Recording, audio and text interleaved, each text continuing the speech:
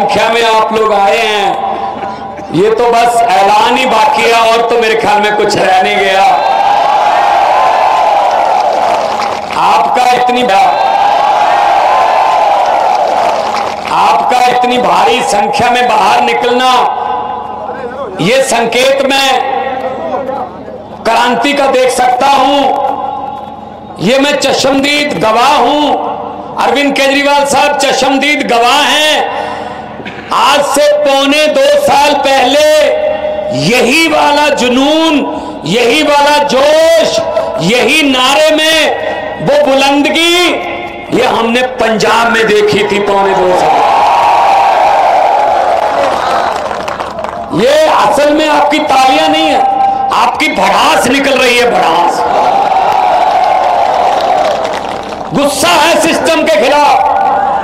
5-5 साल की बारियां भाई साहब, अंग्रेज 200 साल इकट्ठे लूट गए, ये अपने वाले 5-5 साल की किश्तों में लूट रहे हैं, कोई फर्क नहीं है। ये बारियां तोड़ दो इनकी।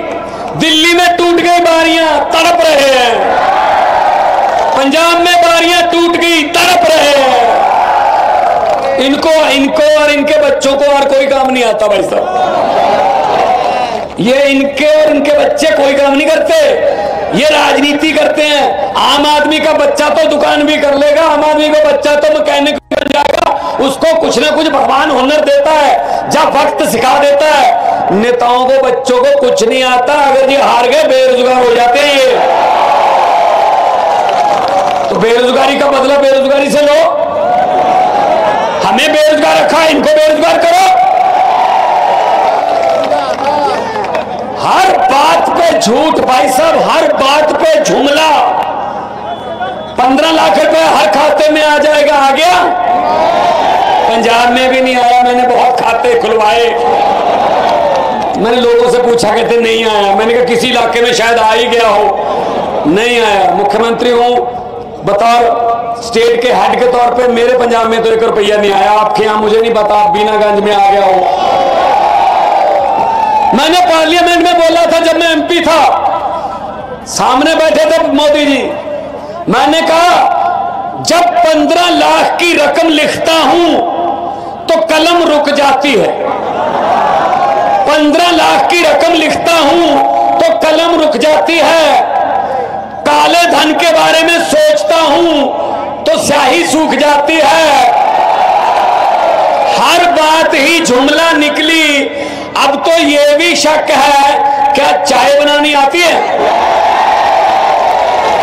इस बात पे भी शक है भाई साहब, शायद चाय भी ना बनानी आती हो। इतना झूठ बोल रहे हैं यार, ये इतना झूठ बोला जा रहा है, जुमले बना रहे हैं। तो आज ममता जी के लिए वोट मांगने आए हैं। जब जीत के निकलते हैं कोई खिलाड़ी या कोई नेतागण, तो कैसा साइन बनाते हैं? ऐसा विक्ट्री का साइन बनाते हैं ना। लेकिन भगवान ने ये आपको दिया है 17 तारीख के लिए 2 नंबर बटन है, दबाना है 2 नंबर, आना है 1 नंबर। ये याद रख लेना, 2 नंबर वाला बटन दबाना है, 1 नंबर पर आना है। ये झाड़ू का काम ही सफाई करना है भाई साहब, करो सफाई। दुखी कर रखा है इन लोगों ने पूरा देश। 75 साल हो गए आजादी, 75 साल हो गए। अरविंद केजरीवाल जी ने आम आदमी पार्टी बनाई, दिल्ली में शानदार स्कूल हो गए भाई साहब, सरकारी स्कूल। जाके देखना, किसी दोस्त को फोन कर लेना।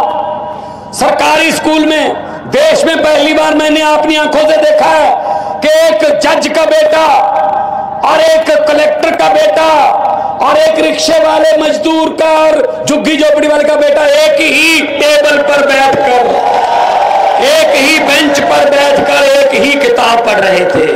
बहुत बड़ी बात है भाई साहब, बहुत बड़ी बात है। जैसा कि ममता जी ने कहा कि ऑटो वाला कह रहा था कि मेरे खानदान में ये आखिरी ऑटो होगा, इसके बाद मेरा बेटा डीसी बन जाएगा, मेरा बेटा वकील बन जाएगा, डॉक्टर बन जाएगा, इंजीनियर बन जाएगा। ये चीज करनी पड़ेगी। इन इनके जुमलों में मत आना। इनको पता चल गया जनता का कि जनता की मेमोरी जो है ना, ये सोचते हैं मेमोरी वीक है, जनता की याददाश्त कमजोर है। वो 4.5 पौने 5 साल का जो हमारी करतूतें हैं वो भूल जाते हैं। आखिरी 3 महीने में एक लॉलीपॉप दे दो, लोग खुश हो जाते हैं। जैसे कभी दिया ना कि सिलेंडर 200 रुपये सस्ता, लेकिन महंगा कितना किया था। हम सस्ते के चक्कर में आज सस्ता कर दिया। ये वो वाली बात हो गई भाई साहब, ये याद रख लेना। एक परिवार में लड़की की शादी थी, अच्छा परिवार था, जिम्मेदार थे, जमीन थी, अच्छी प्रॉपर्टी थी। उन्होंने कहा कि बेटी लाडली है, धूमधाम से शादी करेंगे। तो लड़की के लिए सामान इकट्ठा किया, बड़े बड़े टीवी, फ्रिज, जेवर, सोने के चांदी के सब इकट्ठे कर लिए। कल बारात आनी थी। आज शाम तक डाकुओं को पता चल गया एक रात पहले कि इस घर में माल है। वो ट्रक लेके आ गए, पूरे परिवार को, लड़की वालों को एक कमरे में बंद कर दिया। ट्रक में सारा सामान भर लिया। ट्रक जाने से पहले डाकुओं के सरदार ने पूछा, लड़की का परिवार कौन से कमरे में है? कि जी इस कमरे में है। खोला कमरा, किस लड़की की शादी है? वो डरती डरती खड़ी हुई, मेरी शादी है। तो डाकुओं के सरदार ने जेब में हाथ डाला, 100 रुपए का नोट दिया, बेटा शगन रख ले, आपका जीवन मंगलमय हो, आशीर्वाद देता हूं। और सारा सामान लूट के चले गए ट्रक लेके।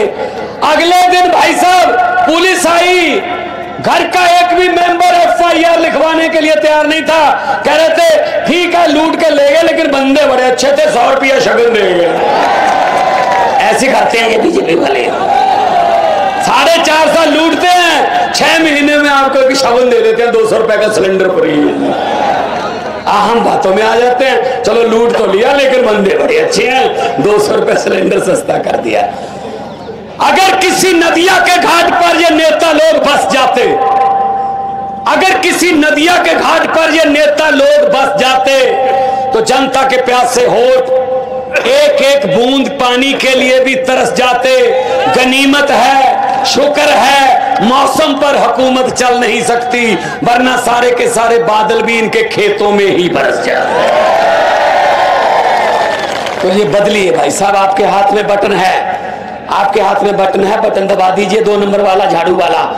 और बिजली दिल्ली में फ्री, पंजाब में 90% घरों को बिजली का बिल जीरो, भाई साहब जीरो आता है, जीरो। किसी को 10,000 आता था, 8,000 आता था, आजकल जीरो बिल आता है। किसानों को बिजली फ्री मिलती है भाई साहब। धान और गेहूं 2 मेन फसलें हैं, और चावल और गेहूं 2 मेन फसलें हैं। अभी दूसरी फसलों पर हम सुप्रीम कोर्ट में जा चुके हैं कि दूसरी फसलों पर हमें मूंग भी बीज सकते हैं, बाजरा बीज सकते हैं, हम सूरजमुखी बीज सकते हैं, मक्का बीज सकते हैं, दाल बीज सकते हैं, लेकिन MSP दो, MSP सेंटर अगर दे दे तो हम वो बीज लेंगे।